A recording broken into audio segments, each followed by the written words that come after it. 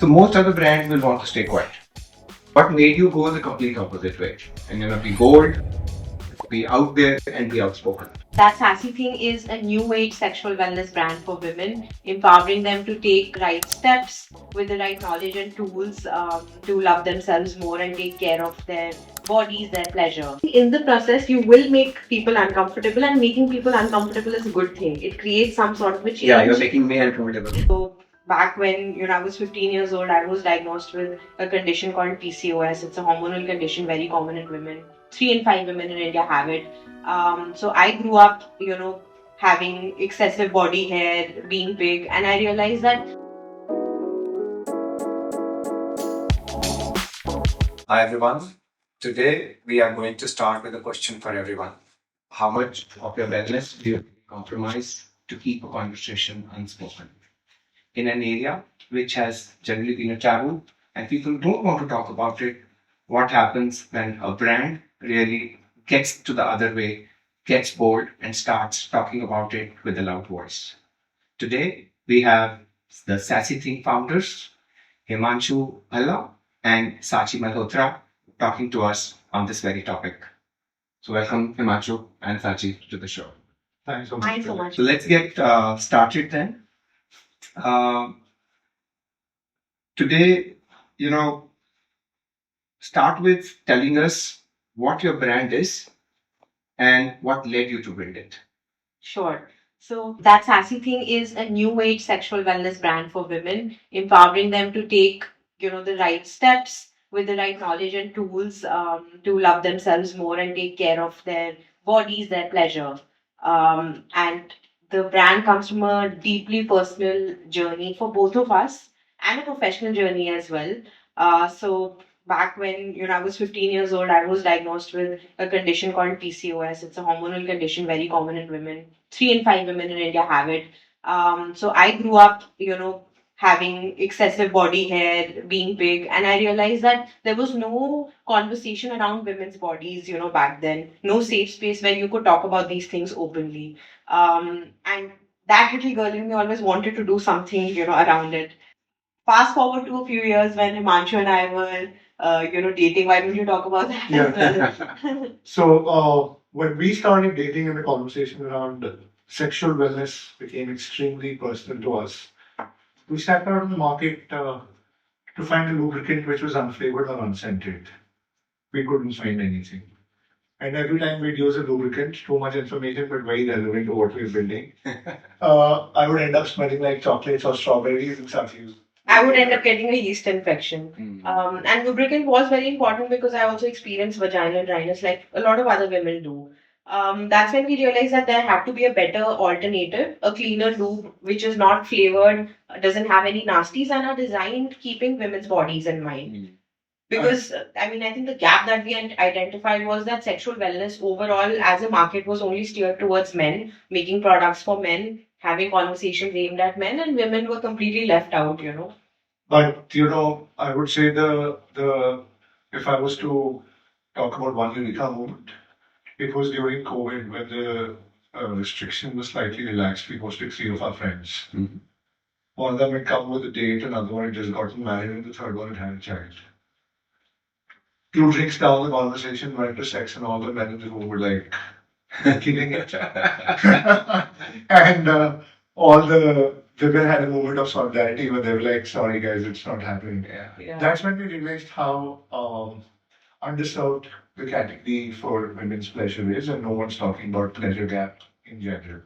So that's when we spent the rest, the 6 months of 2020 to um, create a lubricant which was unflavored and unscented, solving the problem we had, and launched the brand in 2021. Oh, awesome. And talking about it, right? And you have spoken so well today about it. So most other brands will want to stay quiet, right? And low key, whoever needs it, find it, will buy it. What made you go the complete opposite way? And be bold, be out there, and be outspoken.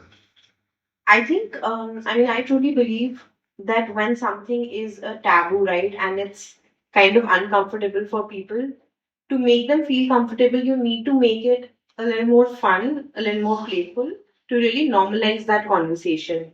And I also think in the process, you will make people uncomfortable, and making people uncomfortable is a good thing. It creates some sort of a change. Yeah, you're making me uncomfortable. I'm glad. So yeah, so I think that's, and I think like the fact that it is hush hush and should not be. We should just, I think at times just scream it at the top of our lungs. And I feel like on a more serious note, we are creating a category as well, right? And like we were one of the first brands to launch in this space. And that's when we realized that, hey, this is a conversation that has been pushed under the rug for a really long time. And that has to stop. That's how you normalize things culturally for people as well. So someone has to take that lead to do that. And I think it's also a lot of our personalities as well coming into the brand, right? Like the brand is called That Sassy Thing, so it has to be fun, it has to be playful, and bold. Mhm. And so you think that this kind of tone was necessary? And do you feel that this tone has now helped change or the perception of your brand as well? So, the thing is that when you are when you have to get noticed, right? When you have to reach out to someone and tell them that try it, you'll love it. Mm. We're in the business of changing mindsets, and mindsets can be changed either through repeated communication. That's something that we, of course, do. But how you talk about someone's pleasure, because you have to break, uh, the preconceived notions. And you have to break years of shame, guilt, taboo, like a lot of expectations and so much like societal pressure as well, right? So how do you do it in a way that really like people do notice, as he mentioned, and also like start feeling like, hey, this is like, this could be like anything else, right? Like a skincare product, or any other product as well. Because if you look at our packaging, we deliberately chose to not do like gold, Black. black, dark blue, because we want people to consider sexual wellness as they look at skincare. Normal. Yeah, as As normal fashion, as fun also in a way. And gold was just another way to like enable our audiences to feel empowered and like own their sexuality and pleasure. Mm. Awesome. And if you were to articulate the brand's mission in 5 words, what would those be? I would say empower women to feel amazing. I think those 5 words. Yeah. And any single biggest misconception about intimacy in India that you're actively trying to challenge? Mm. So there are like a lot of misconceptions that do exist. Yeah, but I think one of the misconceptions is that men wanted more than women. That's not the case. Women wanted a lot more as well. Like, I mean, we are a brand for women, and they use our pleasure products and love them. So I think that's one big misconception that we are trying to solve for. Oh, that's I think a very interesting point you make. Yeah. So while building that sassy thing, where do you encounter the most significant institutional challenge in the sense that, where are the challenges more prominent in areas such as digital advertising policies, payment gateway compliance, logistics, etc.? To start with, I would say definitely where our audiences are would be like, let me talk about the channel, right? So, Meta, for example, because Instagram is where 80-90% of our audiences Yes. really are. And definitely there are challenges that we face when we advertise on Meta. So that's been a big one. And that definitely makes, like scaling up harder, but we try to navigate that and like figure that out and advertise in a way which is more meta friendly as well. But that is a challenge that we continue to face, like other brands in the category as well. I think one more aspect which has been somewhat of a journey, and like a journey that the logistics partners have taken with us also. Logistically as well, when it comes to discrete delivery, I don't think a lot of logistics companies were ready for it or knew what that meant really. Because when we talk about discrete delivery, we have to be mindful of, okay, when someone is placing an order, the message that they are getting from a delivery partner, what does it say? Does it mention the name of the product, right? Like how can that be masked? Two, what are the shipping labels saying? So let's say when we integrated, an XYZ logistics partner with our Shopify, initially the shipping label would mention the name of the product and the name of the brand. So we had to customize each and every aspect and also educate the shipping partners alongside it as well. So I think that's been challenging, and also like, let's say you can, I would say customize still the tech aspects of it, but there is still human intervention. There is a delivery person who's going to deliver the order.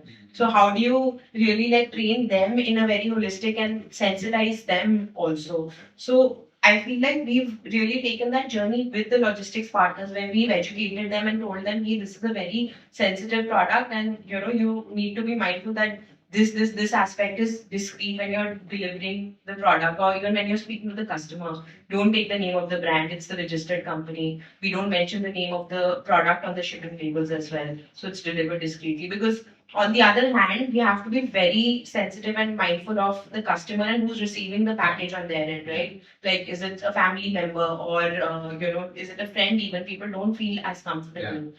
So I think those are the two main, I would say, like challenges in that sense. And you would say that logistics was the most difficult of for you to kind of fix, handle, understand, or was it some other? So we'd say meta. Yeah, meta would be. Because Yeah. the funny thing is that the channel, which is an enabler, Yeah. also tries to like limit us. Yeah. I mean, that's the paradox. Yeah. We'd say. So meta has been like that's been a journey. Yeah, that's been, I think, most challenging. Logistics wise, that's just the human intervention in a way which is more nuanced, if I must say. And the funny thing is, these are billion-dollar corporations. Wouldn't think that discrete delivery would be a necessity. Yeah. So that's something that we Yeah. also have to take care of. I mean, that was initially because once you set SOPs and everything is in place, so that is the initial journey. But meta continues to be a bit of a challenge in a way. Yeah. So basically, you're saying that others were selling products, and therefore, what you're trying to do is you're going beyond selling products to also create a new vocabulary, Yeah. right? And therefore, you also will need a lot of feedback. What's working, what's not, because it's a completely unknown space and new Yes. category creation. So, what has been the feedback from your customers, right? What are they saying? What are they liking? What are they not liking, etc. So, Vinay, first of all, like feedback in our category is hard to get. We're not selling skincare. Yeah. But when we do get feedback, it's extremely heartwarming. Let me give you an example while, I would love to something read like one the review as well. Yeah. But the example is, think about it. We've had messages from women who've been like 10, 15 years into their marriages, and I'm sure nobody's spoken about this at this podcast, but has never orgasmed. They write to us saying that I felt something that I've never experienced before. And how India is changing is that, we put it up on our LinkedIn as well. A mother, when her daughter turned 21, ordered a massager from us, saying that I want her to experience all good things in life. So that's, the kind of like very powerful feedback we get. And, Sachi, why don't you? Yeah, I'd like to read one review as well. Sorry, it'll take a little time. Please But do. yeah. But please do. Yeah, so this is from anonymously. I'll just share this customer who shared their whole life journey with us and how important the product was. It played an important role in their life. It goes like this: I grew up in Delhi with parents who loved me deeply. They gave me every resource, every opportunity, every ounce of space that they could. And yet, there was one locked door in our home: sex. Conversations about intimacy, masturbation, or desire were untouchable. To them, it was a sin, something forbidden. Their love was real, but silence wrapped around this part of life like chains. The people who hurt me weren't strangers. They were my classmates, my teachers, the very people who were supposed to help me grow. School was never safe. I was bullied, ridiculed, treated as if something was wrong with me. Every whisper, every taunt, every dismissive look added to the burden I was already carrying from the trauma of sexual assault. I felt abnormal, defective. By the time I was a teenager, betrayal had become familiar. A boyfriend who shattered my trust, a second date that left me hollow. Layer by layer, the world around me convinced me that love was dangerous and desire wasn't meant for me.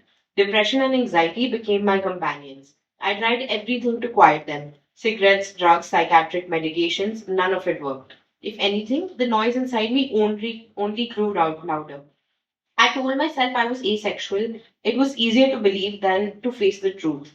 I was trapped in a narrative of fear, shame, and isolation. Nights blurred into days, and sometimes the only thing I could do was cry quietly, holding in grief no one else could see. Then I turned 23. That year, I bought my first massager. For the first time, I felt my body respond with a release that was not just physical but emotional. Um, and years of repression, shame, and silence finally spilling out. It was relief, but also a reclamation. My body was mine. My pleasure was mine. And as I found Sachi's brand, That Sassy Thing, I got my second massager candy. It wasn't just an object, it was a lifeline. Sachi's brand felt like an emotion, a kind of solidarity with women like me who had been silenced for too long. These massages became my safe haven, my private revolution. No pills, no sex, no drugs, just one orgasm. That was enough. Enough to remind me I wasn't broken. Enough to begin healing wounds that therapy and medication couldn't touch. Enough to teach me that owning my femininity wasn't a sin, but a gift. Now, at 23, I stand in a place I never thought I would. I'm single, I'm a virgin, but I'm no longer afraid. I'm ready, not just to mingle, but to love freely, to live openly, to exist without apology. Because my story is not about being damaged, it's about surviving. It's about finding my way back to myself, one orgasm at a time. Imagine like a customer Yes. writing such a long review. Yeah. So these are things that These are hard. hustle work. Yeah. Very well thought through, very sharp at the Yes. same time. Yeah. It's not just. Yeah, and it's not only like about the product, but like how she like about her own life and how like it made her feel more than anything. And when why this happens is because we invested very in incredible sex education. Mm. If you go to our website, we're technically a brand that's not just asking me to buy our product. We're saying, okay, if you want to take your time, why don't you consume master classes we built on sex ed 101, gender and sexuality, even subjects like intimacy after childbirth. Mm. Like one of the biggest causes for separation after or like when During- people drift apart is post pregnancy. People are not equipped to Yeah. rekindle their relationship. So that's a masterclass we built where we realized that a lot of our customers are young mothers. Mm. And bringing intimacy back in the bedroom is a challenge that is literally universal. Yeah. Mm. So that's why, like people, when they share feedback, it's extremely detailed, and that's Very deep, yeah. Yeah. Oh, awesome. Thank you. So let's get back to talking about the advertising agencies slash channels. Mhm. I'll not take names. But let me ask you then, which channel then is most effective for you? And how are you thinking about then scaling responsibly along with? all right. So what we'd say is that our website, technically, for me, that website has to be like the main channel. Yeah. We exist in a category where people want instant gratification. Mm. So quick commerce is a very important channel as well. So we'll tell you how we focus on instant gratification with our own website. So in some of our top cities, we deliver the same day. Yeah. All right. Now it's not just instant gratification. When we deliver the same day, it assures the customer that okay, if I'm ordering today, I will be the one to receive it Mm. as well. Mm. Because the speed delivery is a very important So it's aspect. not 10 minutes, it's same thing. Yeah, it's the same. Yeah. Right. But when it comes to quick commerce, it's essentially 10 minutes. Mm. How do we intend to scale our website responsibly? One, we're creating a lot of organic content. That's been our core focus area. We are going to double down on it. So that's essentially going to be one of our main channels. Second is we're focusing big time on retention. So our emailers probably have one of the highest open rates in the category, which is upward of 30%. Yeah. Which is That's the it. third thing is we run a very holistic blog that feeds into our newsletters, that feeds into a lot of our social content. So channeling all our audiences through emailers, through socials, and through advertising to our own website is the goal. Yeah, and I mean, just from an advertising standpoint, like definitely having more, I would say, regional content, video content, because video content is something that works really well from an ad standpoint as well. So we'll double down more on that also, apart from And this. as you spoke about normal e-commerce, how easy or difficult was it to list on all of these, Amazon, Flipkart, Flipkart, Azure, etc.? So, Vinay, as far as Nykaa is concerned, I mean, it's a platform for women, and Yeah. like technically, like there was no blocker there. Amazon had its own policies, Yeah. Yeah. so that was I think, slightly yeah. challenging. Yeah, listing is one thing, and then also like how you're listing, right? That's really important as well. So one thing is being very mindful of the language that is being used. That also has to do with the cultural sensitivity and sensibility of the country that you operate in. So, for example, like like using massager, what people are more comfortable with as well. Not using very explicit language in terms of communication with your listing images. How are you communicating the usage of the product? That's something that we really have to be mindful of on all channels. And Vinay, another thing was when we realized it a couple of years into our journey, uh, we didn't list on all the channels, and I think that's probably the right thing. Because Like on the all channels together. yeah, and even like with cards, actually, Yeah. it was a conscious call that let's be where our audiences are and trying to get to know more about them on the platforms we know are working for us. And among your growth engine like community, content, influencer, retail, marketplaces, which ones are giving the most traction right now? I would say, like we started focusing a lot on Amazon now, and we are seeing good traction there in the last 2, 3 months, though that's a smaller pie. But we think we can grow that sustainably as a channel as well. And I think beyond marketplaces, I would say content is a really important pillar, right? Like number one, top of the funnel is something that content really helps with organically. Be it team-led content, just going beyond product-led content or founder-led content. I think that's really working for us. And we continue to double down on that and really push that forward, more. And community as well, right? Like we do like women-centric events where women get together, talk about different aspects of societal pressure that women feel, or talk about body image, body positivity, things that are very central to our brand values. Really extend those and have people in our community engage about that. So that works also from an engagement standpoint. But yeah, I think content is a very important pillar that we really focus on. And as you spoke earlier, also you're building a category in Yeah. this space, right? And therefore, as you build this category, which item do you think, or which process strategy, which do you think will build ultimate leadership in your space? Is it brand trust, distribution, regulation, community, or something else? So, when you trust, of course, takes you a long way. Now, and how we try and communicate that trust is one talking about how many tests our products undergo before they're sent over. The second thing was even when we started, we were actually the first brand in the country to offer a 120-day warranty. Your product isn't working, no problem.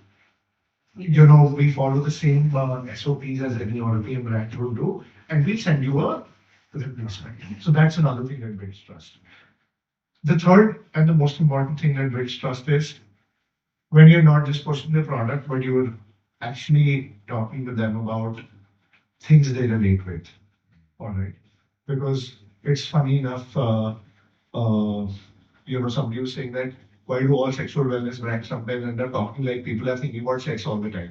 All right. So that's not something that we do. Yeah. So we talk about things like dating, things that a lot of our audiences are facing every day. For example, meeting somebody that you never vibed with, how to get out of an awkward date, or like how to even curate your dating profile. Yeah. Like, these are some of the things that we Yeah. end up talking Or about. like everyday situations, or like everyday feminism that women, like encounter, like experiences that women encounter, talking about things like that. And I think one very important thing when it comes to trust is that people trust people and not brands. So Yeah. that's why we put ourselves out there, because Very people true. trust people. And I think it's so important to have a face behind the brand as well. So I think like owing to that, like I look at a lot of the customer care personally as well. I talk to customers personally on a daily basis, understand like their motivations, why are they buying from us, why are they buying into the brand, like what do they believe in. So I think all those things really go a long way. All right. So first for you, Sachi, if you could use only one social platform for the next year, which one keeps that sassy thing alive? Instagram. Okay. Best piece of business advice you've ever received? Uh, be like, be delusional about what you want to build. Okay. What's your favorite that sassy thing product right now? Lip massager. Hands down. One word to describe the first 12 months of a startup. Roller coaster. Okay. If your brand was a song, what genre would it be? Hip hop. What's the single most important metric for the sassy thing next quarter? One, retention. Yeah, retention. Yeah. Retention. Love it. Which celebrity embodies the sassy thing brand energy most accurately? Kareena Kapoor, because मैं अपनी favorite हूँ. All right. What is the most crucial yet under discussed policy change needed to support founders in the wellness space? In our space in particular, I would say that sex education is not explicit. People need to mainstream that. Yeah. Because AI, I'd like to talk a little bit longer. AI does not distinguish between sex ed and pornography. That has to change. So content moderation has to happen contextually for sure. Last one. One customer insight that completely changed your strategy. There's so many of them. Oh. Maybe take Do I one. answer? Yeah. Yeah. Yeah. So when we launched, nobody was actually, again, nobody has spoken about it here, I'm sure. The thing is, we launched with an external massager. India had not ever heard about external pleasure. Everything was made in a very obvious shape and size. So one insight that actually drove, when we spoke to some of our audiences, who had purchased our loop was, don't you have something that doesn't feel scary for a first time user? Yeah. So that really changed the way we thought about launching our massager. Yeah. Oh, awesome. That gets us to the end. Thank you guys for being here. It was really lovely.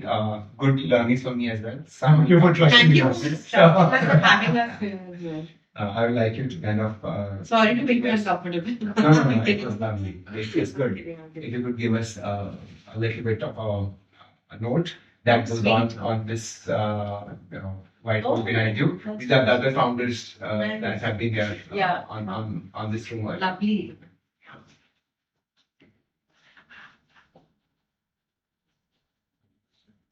Thank you. Thank you so much. Oh, you have it? Thank you so much, man. Thanks a lot. Thank you. Thank you. Thank you. Take care. Thank you.